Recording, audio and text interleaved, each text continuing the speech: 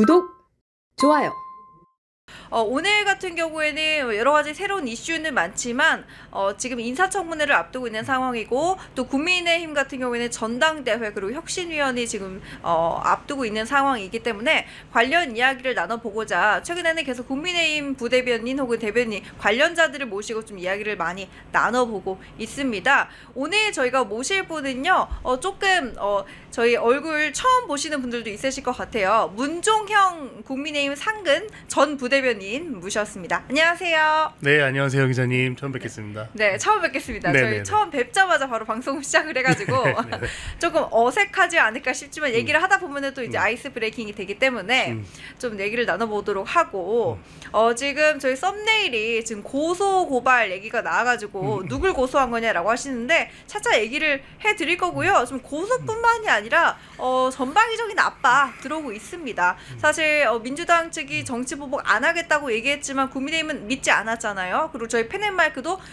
좀 의심스럽다. 왜냐면 이재명 전 후보 지금 대통령이 됐는데 대선 후보 당시에 정치 보복 안 하겠다는 왜 안 믿냐라고 얘기를 했지만 뒤에서 옛날에 했었던 발언들이 있죠. 정치 보복은 몰래 하는 것이다. 뒤에서 숨어서 하는 것이다. 은밀하게 하는 것이다. 이런 식으로 발언을 해가지고 저희가 믿지 않았는데, 역시나 지금 대통령 당선된 지 한 달밖에 안 됐는데 벌써 저희 언론 매체 헤드마이크 기자를 고소를 했고요. 그리고 대선 국면 끝나고 당선된 뒤에 저한테는 얼마 후에 이메일이 날라왔어요. 제가 이제 김문수 후보와 이재명 대통령의 어떠한 그 경선 대선 과정에서 김문수 후보가 이재명 후보를 약간 몇 퍼센트 앞지른 그런 여론 조사가 있었는데, 그거를 보도를 하면서 이제 단어를 잘못 썼다라고 해가지고 뭐 언론 윤리 관련해가지고 저한테 뭐가 왔더라고요. 그래서 이런 것들이 뭐 물론 고치기는 했습니다만 살아야 되기 때문에 정치 보복이 정말 언론인한테까지 이어지면은 정말 기본적인 언론의 자유가 침해되는 거 아니냐, 이런 우려가 나올 수밖에 없는 상황인데요. 근데 그런 와중에 방송 3법도 지금 과방위 전체회의를 통과한 상황이고, 그뿐만 아니라 유일한 보수의 지금 여전사 희망, 잔다르크 이렇게 불리고 있는 이진수 방통위원장까지 지금 억누르는 모습에 저희가 지금 개탄을 금치 못하고 있습니다. 그래서 관련 내용 얘기 나눠보기 전에 먼저 국민의힘 근황부터 살펴보도록 할게요. 우리 문종형, 저희 그냥 편의상 대변인님이라고 부를 텐데, 문종형 대변인님께서는 국민의힘 상황을 요즘에 이제 팔로우를 하시면서 좀 약간 생각이 많아지실 것 같아요. 네네.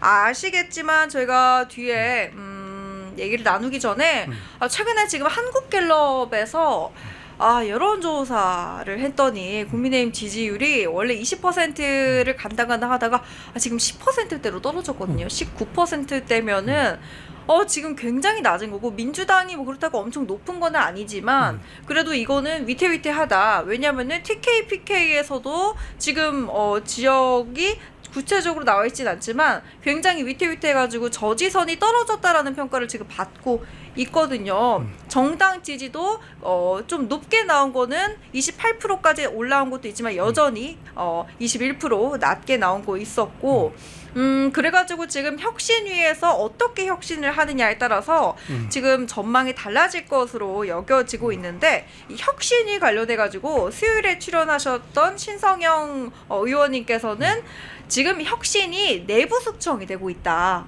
비난을 하셨고요. 안철수 의원이 이제 국민의힘 측에서 이제 혁신위를 하겠다고 했지만 직을 책임감 있게 수행하지 못하고 금방 내려놨다, 이렇게 비판을 했어요. 그리고 월요일에 출연하신 김혜지 의원님께서는 지금 안철수 의원을 당에서 바지 사장 세우듯이 했기 때문에 아마 그래서 화가 났을 것이다, 이렇게 평가를 했거든요. 그러니까 이게 약간 의견이 분분한 상황인데 우리 대변인님께서는 이 사안을 어떻게 평가를 하시나요?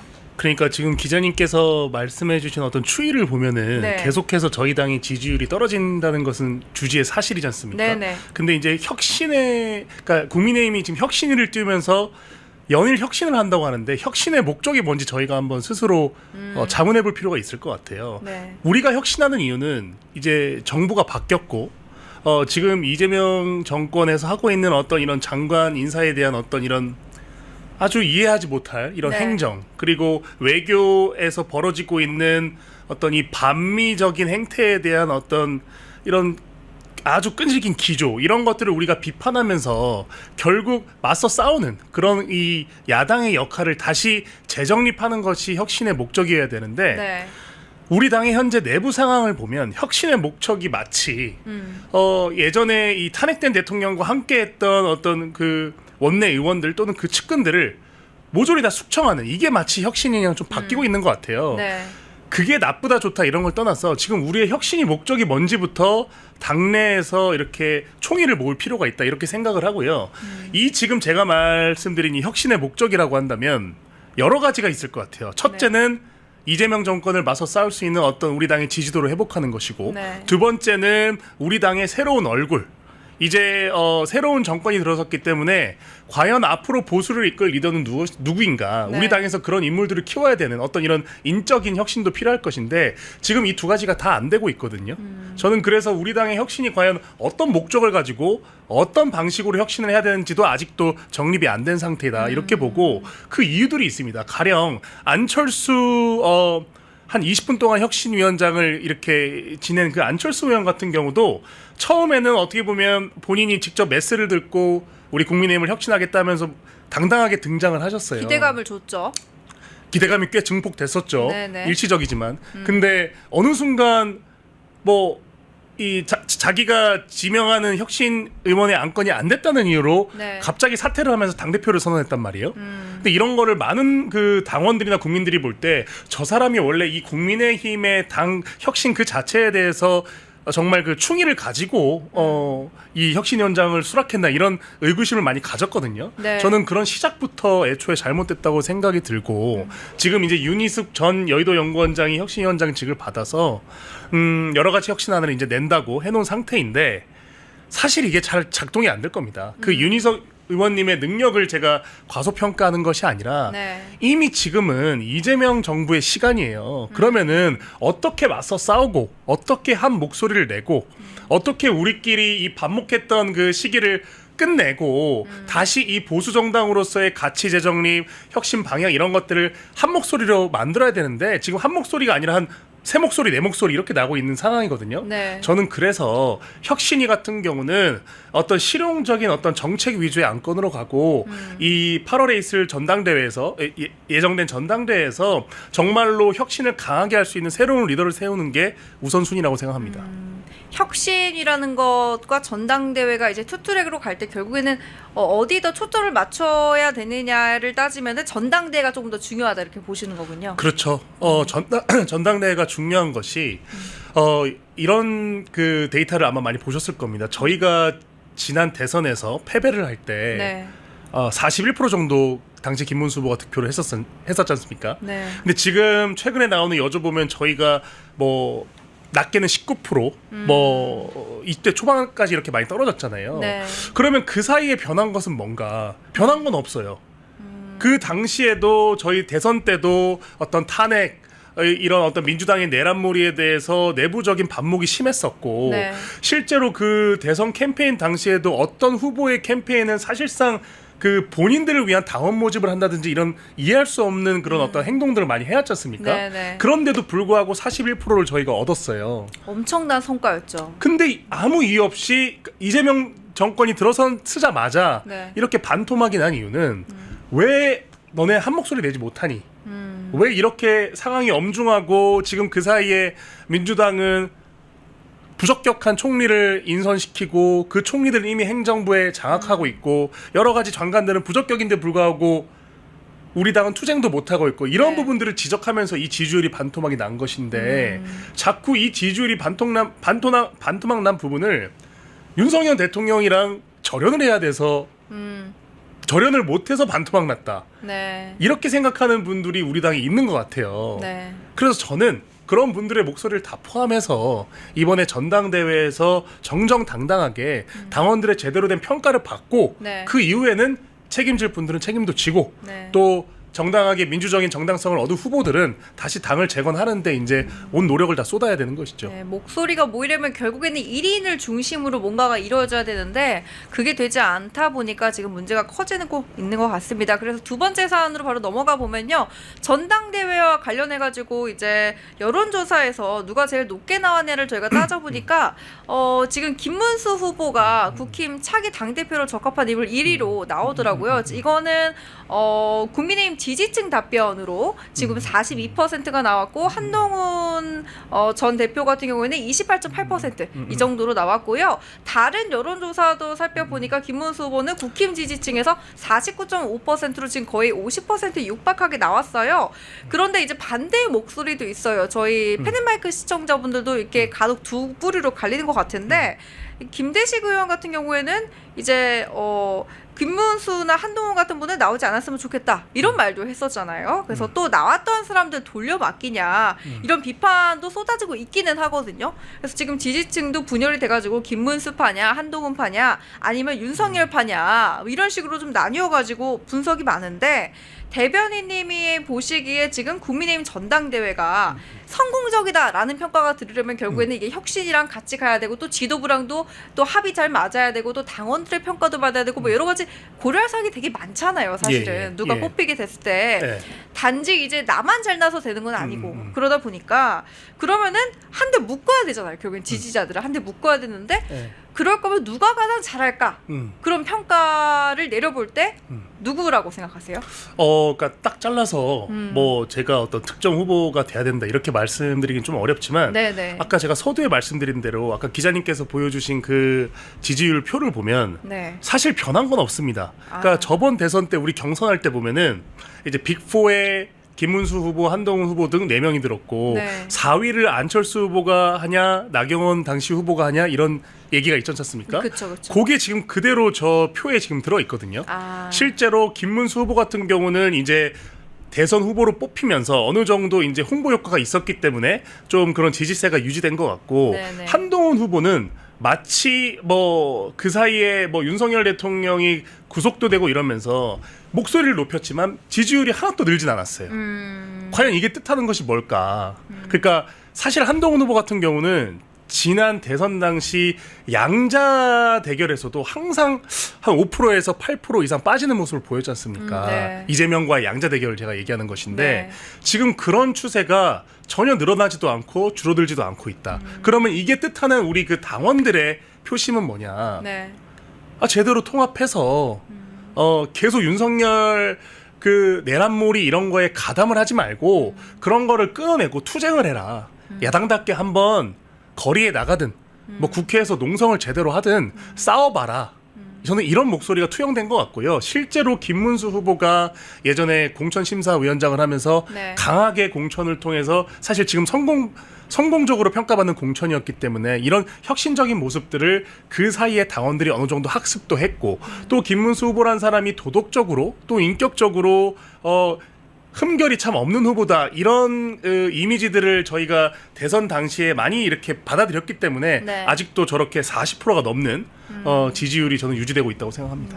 그러니까 지금 사실은 지지율이 굉장히 높은 게 저희가 뭐 간혹 이런 댓글이 많이 올라와요. 펜앤마이크가 김문수 띄우는 거 아니냐. 김문수 후보를 이제 띄운다라기보다는 지지율이 실제로 높게 나오고 있어요. 그래서 이제 저희가 부각을 해가지고 얘기를 할 수밖에 없는 부분이고 그리고 저희가 비판도 소개를 해드리고 있다시피 실제로 이제 나왔던 얼굴 또 보기 싫다 이런 댓글도 진짜 많긴 하거든요. 그래서 젊은 정치인들이 좀 더 활약해야 된다. 근데 국민의힘에도 얼굴은 꽤 많습니다. 그렇기 때문에 이런 T데드님께서도 지금 문종현 대변인님 여기서 보니까 반갑다고 감사합니다. 전투력이 높은 젊은 피로 시대 교체해야 된다고 하시는데 이런 현상은 좋은 것 같아요. 근데 이제 다만 이제 문종현 대변인 얘기 들으면서 제가 생각이 든 것은 지금 이제 국민의힘 측에서도 정말로 한 인물을 중심으로 모여야 된다. 왜냐면은 민주당 같은 경우에는 어떤 이재명 대표가 가지고 있는 온갖 사법 리스크라든지 어떤 도덕적인 윤리적인 그런 해이 관련된 것들이 많았음에도 불구하고 그거를 덮기 위해서 어떤 사람은 몰래가 아니라 대신 감옥에 들어가는 상황도 벌어졌고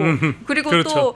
또 대신 뭔가를 당하고 또 많은 사람들이 희생을 했잖아요. 그리고 경선 같은 경우에도 뭐 거의 이재명 당시 후보가 90% 거의 89.9%였나요? 경선에서 그런 식으로 이겼기 때문에 거의 두 명은 거의 쩌리로 만들다시피 해가지고 한 명을 몰아주다시피 해가지고 했는데 그게 국민의힘에서는 그때 비판을 하면서 무슨 뭐 왕의 축켜 세우기냐, 뭐 왕관 그냥 주냐, 대놓고 그냥 이재명 당이라고 해라라고 했지만 사실은 그게 전략적으로 굉장히 좋았다라는 거죠. 그거는 인정을 하고 뒷모습 밀어주기라기보다는 국민의힘이 살기 위해서라면 지금 확연하게 높게 나타나고 있는 후보를 개인적인 감정을 좀 차치하고 나서라도 조금 밀어줘야 되지 않겠느냐라는 거는 저희가 뭐 당연하게 생각할 수 있는 대안이다라는 얘기가 나올 수 있겠고 그리고 지금 문정영 대변인님 얘기 들으면서 그런 생각이 났고요.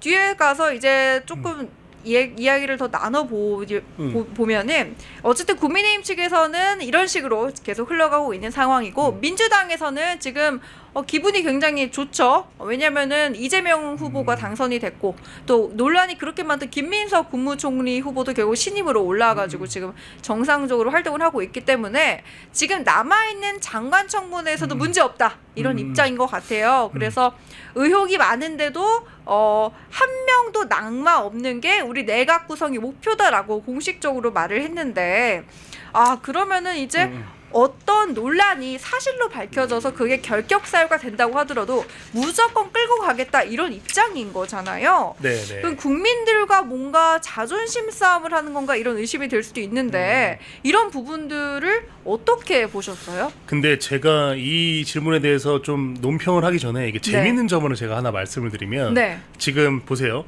지금 국민들 사이에서 가장 지금 비판을 받고 있는 장관 후보자 중 한 명이 그 강선우 지금 현 민주당 의원인데 이분이 어쨌든 그런 보좌진 갑질 뭐 정말 입에 담기도 힘든 뭐 병기를 이렇게 고치게 하고 이런 걸로 좀 구설수에 오르고 있는데 이 상황에서도 민주당 원내대표 김병기는 두둔합니다. 그거 별거 아니고 언론이 잘못한 거다.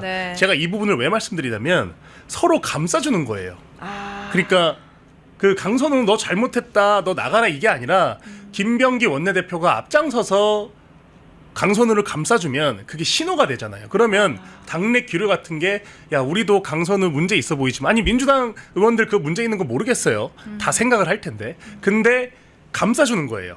자, 저 원내대표가 저렇게 앞서 치고 나갔으니까 우리도 강선우를 감싸서 장관을 만들자. 이렇게 서로 챙겨주는 것인데 우리 당은 반대예요. 국민의힘은 문제가 뭐 하나 있잖아요. 그러면은 개파든 아니면 애초에 친소관계를 따라서 서로 이렇게 물어뜯으려고 하는 모습이 저는 요새 많이 보이거든요. 저는 이 모습 보면서 역설적이긴 하지만 우리 당이 민주당한테 저런 뭉치는 모습은 어떻게 배울 필요도 있다. 저는 이런 생각도 요즘 합니다. 그 이유가 워낙 저희 당의 지금 내부 반목이 심하고 그러니까 저는 이런 거 봐요. 전 요새 그러니까 정치권에서 이제 소통을 많이 하는 창구가 주로 이제 그 F모 SNS를 많이 이제 하는데 거기 이제 글들 올라오는 거 보면 너 같은 당인데도 불구하고 개파나 어떤 친소 관계에 따라서 올라오는 글이 정반대예요. 거의 뭐 서로 내보내려고 하는. 그러니까 서로 저놈은 해서는 안 돼. 저놈은 정말 없어져야 될 그런 악의 대상이야. 이런 식으로 싸우고 있거든요. 지금 저희 당의 현재 모습이. 근데 그 집은 다 무너져 내리고 있어요.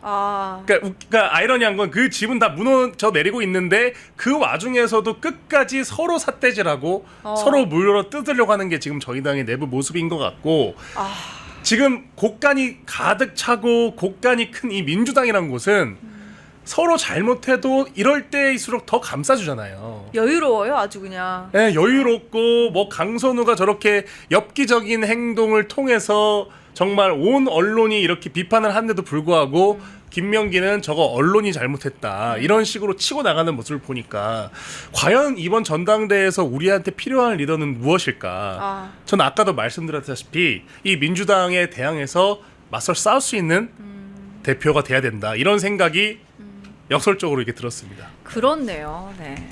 참. 그러니까 어떻게 보면은 배워야 정말 배울 수도 있겠다. 비꼬는 말이 아니라 정말로 그런 상황이 왔으니까 사실 이거는 커버질 수 없는 상황인 건데 이 커버질 수 없는 상황에 대해서 이거 별거 아니다라고 얘기한다는 것 자체가 어쨌든 자기 조직원을 보호하는 어떤 보스의 어떤 마인드라고 해야 될까요? 그렇죠. 그런 거는 잘 정립이 되었다라고 볼 수 있겠고 그렇죠. 그러면은 이 지금 한 명도 낙마 없다라고 한 것에 대해서는 여기에 대한 논평은 어떤가요? 일단은 이제 역대 그 장관 인사청문회를 저희가 돌이켜 보면 네. 한 명도 낙마하지 않은 인사청문회는 저희가 거의 찾아볼 수 없거든요. 사례가 거의 없는 걸로 네. 제가 알고 있고 그리고 지금, 수위 예. 같은 경우에도 지금과 같은 수위로 논란이 있는 후보들 같은 경우에는 거의 다 사퇴를 했죠. 아우 옛날에는 뭐 말만 한마디 잘못하면 국무총리 같은 경우에는 뭐 말만 한마디 잘못했다고 그거 이제 뭐 옛날 거 이렇게 끌어다가 그 노출되면은 바로 사퇴하고 이랬는데 네네. 김민석 총리 같은 경우는 뭐 사실상 증빙이 안 되는 어떤 불법 정치 자금의 의혹이 있음에도 불구하고 전혀 개념치 않고 바로 직을 수행하지 않습니까? 네네. 저는 그래서 굳이 이제 총리는 이제 인준이 끝났고 현재 문제가 되고 있는 장관들 중에서 꼭 이 사람은 낙마시켜야 된다고 한다면 저는 당연히 이 강선우 지금 의원 같은 경우는 저는 정말 이거 듣고 저는 엽기적이다라고 생각을 한 것이 네. 우리가 막 대기업 회장님들 재벌 회장님들이 가끔 예전에 보면은 이제 자기 운전기사 이렇게 수행해 주시는 분들에 대해서 뭐 이렇게 욕설하거나 네. 뭐 이렇게 갑질한다 그러면 그런 게 문제가 돼서 사람들의 지탄을 받고 회장직까지 내려놓습니다. 난리가 나죠. 네, 민간 기업인데도 회장직까지 내려놓고 네. 그 회사의 주가가 곤두박질을 쳐요.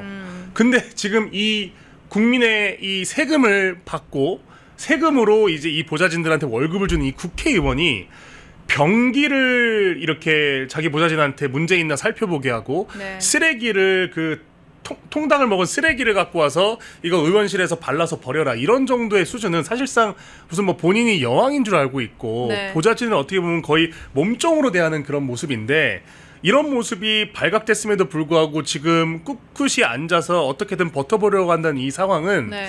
민주당이 계속 버틸수록 어떻게 보면 이 국민의 이제 인내에 대한 임계점이 점점 네. 좀 도달하고 있다 이렇게 생각을 네. 하고요. 사실 이진숙 이제 교육부 장관 후보자 같은 경우도 문제가 간단하지 않은 게 네. 이분이 사실은 교육부 장관이라고 한다면 우리나라 같은 경우는 결국 이 대입 입시 네. 이 대학 수능을 어떻게 제도적으로 고치고 이런 부분들이 가장 중요한 부분인데 네. 이분의 자녀들은 다 그 중학교 때 조기 유학을 외국으로 했어요. 그러니까 어떻게 보면 부모의 입장에서 한 번도 제대로 이 입시 교육에 대해서 실제 수요자로 이렇게 본인 자식조차 가르쳐 본 경험이 없는데 네. 어떻게 이 교육부 장관을 한다는 건지 모르겠고 심지어 지금 뭐 논문 표절 이런 지금 도덕적인 문제가 너무 많고 어떻게 보면은 이분 같은 경우는 그 단순하게 뭐 논문 표절한 게 아니라 본인이 이때 조교로 데리고 있던 이 제자를 통해서 그러니까 지금 이분이 쓴 모든 논문의 표절률이 20%에서 40% 사이인데 그 중에 이제 실제 내용들을 따다 보면은 오타까지 예, 오타까지 다 이제 그 본인 제자의 오타까지 베껴서 이 논문을 제출하고 심지어 그 제출한 논문으로 정부 지원금까지 수령을 했단 말이에요. 아, 죄질이 참 나쁘네요. 그러니까 나쁘죠. 그냥 표절도 아니고 자기 제자의 거를 표절을 해가지고 거의 그렇죠. 권력형 범죄라고 보이네요. 그렇죠. 근데 이런데도 불구하고 지금 생각보다 이런 그 실상이 많이 알려지지 않고 있어요. 저는 이런 그 실상을 많이 알리는데 우리의 당의 당력이 투입이 네. 돼야 되는데 아직도 저희 당은 뭐 저놈 나쁜 놈이다. 뭐 저놈 윤석열 대통령이랑 친했다.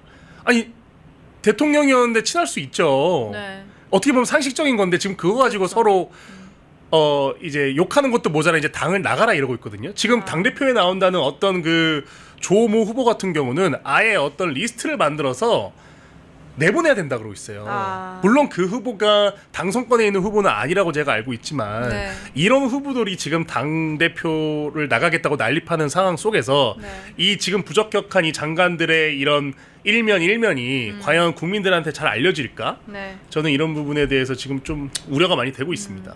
지금 말씀해주신 이진수 교육부 장관 후보 같은 경우에는 원래 본인이 서울대 10개 만들겠다라고 해가지고 논란이 됐었잖아요. 네. 이 서울대 10개 같은 경우에도 이제 뭐 만들겠다고 했더니 지금 비판이 올라오는 게 서울대 10개가 아니라 논문 표절 10개였냐 이런 식의 비판도 많이 나오고 있고 어쨌든 본인이 뭐 깨끗하고 안 깨끗하고를 떠나서 교육부 장관인데 교육부 장관이라고 하면은 좀 얘기가 다르잖아요. 네. 만약에 이분이 보건복지부 장관을 하겠다, 여성가족부 장관을 하겠다라고 하면은 네. 뭐 어느 정도 뭐 표절이라는 거에 대해서 당연히 문제가 되겠지만 왜 그랬냐고 질책하는 수준으로 뭐 지지자들은 그렇게 넘어갈 수도 있겠죠. 그런데 교육부 장관은 좀 이야기가 다르고 또 경중이 다르다라고 저희는 생각을 하고 예. 그리고 지금 강선우 후보 같은 경우에도 아까 말씀하신 것처럼 문제가 많은데 좀 구체적인 문제가 어떤 게 있었죠? 일단은 지금 가장 문제가 되고 있는 부분이 어떻게 5년 동안 46명에 달하는 보좌진을 이제 면직시켰는가 이게 이제 첫 번째 이유고 네. 이게 1년에 이제 평균으로 보면 한 9명에서 10명의 보좌진을 이제 갈아치웠다는 얘긴데 거의 뭐 한 달에 한 명꼴? 그러니까 이게 이런 게 문제예요. 그러니까 단순히 뭐 자기가 이제 권한 있는 직원들을 내쳤다 이게 문제라기보다는 네. 그 보좌진 한 명 한 명이 다 그 어떻게 보면은 자기 삶을 걸고 그 직을 수행하는 거잖아요. 네. 그러니까 보좌진도 어떻게 보면 그 세금을 받는 어떤 정무직 공무원이고 보면은 이제 그 매 총선마다 의원 수에 따라서 일부 보좌진들은 정말 짐을 싸서 나가는 경우도 제가 많이 봤고 또 당선이 그 해당 당이 많이 돼서 이러면 또 충원이 되는 경우도 많이 봤는데 네. 그 한 명 한 명 직원들에 대해서 너무 가볍게 생각하는 거예요. 이 사람이 입사한 지 한 2, 3개월 만에 퇴사 처리가 되면 그 사람도 먹고 살아야 되는데 그렇죠. 지나치게 그런 거를 간과하고 뭔가 자기 마음에 조금 안 들면 또는 뭐 자기가 시킨 그 변기랑 쓰레기통을 분리수거를 제대로 안 하면 갈아치울 수도 있는 거잖아요. 네. 지금 나오는 정황들로 본다면. 네. 근데 이 수가 무려 46명에 달한다는 거는 네. 전 되게 기괴하다라고 좀 생각을 했었고 네. 이분이 옛날에도 문제가 됐던 게 뭐냐면 문제라기보다는 민주당 내부에서도 이런 얘기가 있었대요. 이분이 항상 이 목에 스카프를 들고 나오는데 그 스카프가 너무 매번 약간 좀 치장에 신경을 쓰고 색깔이 화려하고 이런 게 있어서 일부 의원들이 그 스카프 좀 적당히 해라 이렇게 조언을 했다는 거예요. 그래서 네. 이제 그 이후부터 뭐 선거에선 스카프를 조금 자제하는데 자기 치장은 그렇게 신경을 쓰고 이분이 지금 재산 신고에서도 자기 까르띠에 신고도 이제 누락을 했을 만큼 뭔가 신경을 쓰는 분이고 이분이 사회생활을 또 해본 적이 없어요. 평생 이제 그 박사하고 나서 그 대학교 조교수 이런 거 하다가 민주당의 그 부대변인으로 이제 들어와서 대변인하고 이제 그 국회의원으로 당선된 것인데 이러다 보니까 어떤 실물 경제나 사회적인 감각이 매우 떨어지는 분 같고 그러다 보니까 이 보좌진들한테 쓰레기를 이제 그 분리하라고 심지어 그 쓰레기를 본인 살고 있는 강서구도 아니고 국회에 가서 쓰레기통에 버리라고 했다는 거잖아요. 장관 되면 더 심해지겠는데요? 그러니까 왜냐면 장관 되면 이제 공관도 나오고 또 장관 보좌관 정책 보좌관 다 이렇게 우르르 나오는데 이런 분들한테는 또 어떤 일을 시킬지 저는 생각만 해도 끔찍하고 지금 이것들을 더 많이 집중적으로 파서 우리가 알려야 되거든요, 국민의힘이. 네. 근데 제가 오늘 되게 똑같은 얘기를 반복하게 되는데 이 알릴 시간도 모자란데 이 알릴 시간에 어떤 특정 계파인 분들은 계속 우리 당에 누구 숙청돼야 된다, 나가라, 너 윤석열 대통령이 예전에 친했지, 너는 이제 우리 당에서 나가야 돼, 이런 황당한 모습을 펼치고 있으니까 저희 당의 지지율이 19%라는 충격적인 숫자로 떨어진다고 생각합니다. 만약에 윤석열 전 대통령이 탄핵이 되지 않고 탄핵이 인용이 되지 않고 기각이나 각하가 돼가지고 직을 유지했다면은 그때 투쟁을 하고 윤석열 대통령의 편에 섰던 사람들은 오히려 반대 위치에 있었겠죠. 그렇죠. 그러니까 지금 결과론적인 거죠. 그렇죠. 결과적으로 기각이 됐고 지금 현재 구속영장이 나오고 지금 윤 전 대통령이 지금 사법부의 압박을 받고 있는 상태이기 때문에 원래였으면은 그러지 않았을 사람들이 오히려 당을 위해서 싸워주고 힘써온 사람들한테 그렇게 역정을 내고 있는 그런 모습이 감사해야 될 사람들이 그런 식으로 당하고 있다라는 거는 조금 많이 좀 개탄스러운 상황인 것 같고. 그렇습니다. 그래서 정말 지금 꼽아주신 이 2명 정말 심각한데 저희가 14일부터 인사청문회가 시작된다고 하니까 잘 캐치를 하겠습니다. 저는 이제 직접 현장에 나가가지고 인사청문회 직접 취재를 할 거니까요. 그때 카메라 켜가지고 현장에서 좀 실시간으로 여러분들이랑 소통도 많이 할 예정입니다. 펜앤마이크와 광동이 함께 준비한 광동 루테인 밀크시슬 혈행 개선, 노화로 인한 눈 건강, 간 건강. 펜앤마이크 TV 단독 할인 2개월분 한 박스에 3만원, 6개월분 세 박스에 84,000원. 펜앤마이크 구독자 전용 댓글 상단 할인 링크에서 구매 가능합니다. 전화 문의는 1661-6915, 전화 문의는 1661-6915. 펜앤마이크와 광동이 함께 준비한 광동 면역보감 데일리 스틱 2024년 건강기능식품 대상 높은 흡수율, 휴대와 섭취가 간편한 스틱형 펜앤마이크 TV 단독 할인 1개월분 한 박스에 33,000원, 3개월분 세 박스에 9만원 펜앤마이크 구독자 전용 댓글 상단 할인 링크에서 구매 가능합니다. 전화 문의는 2661-6915, 전화 문의는 2661-6915. 펜앤마이크와 광동이 함께 준비한 광동 혈당혈압 콜레스테롤 케어 솔루션 식후 혈당 상승 억제, 체지방 감소, 혈중 콜레스테롤 개선, 높은 혈압 감소 펜앤마이크 TV 단독 할인 1개월분 한 박스에 25,000원, 3개월분 세 박스에 66,000원 펜앤마이크 구독자 전용 댓글 상단 할인 링크에서 구매 가능합니다. 전화 문의는 2661-6915, 전화 문의는 2661-6915. 펜앤마이크에서 추천하는 영상도 보고 가세요. 다른 영상도 즐기시려면 구독 버튼을 꼭 눌러주세요.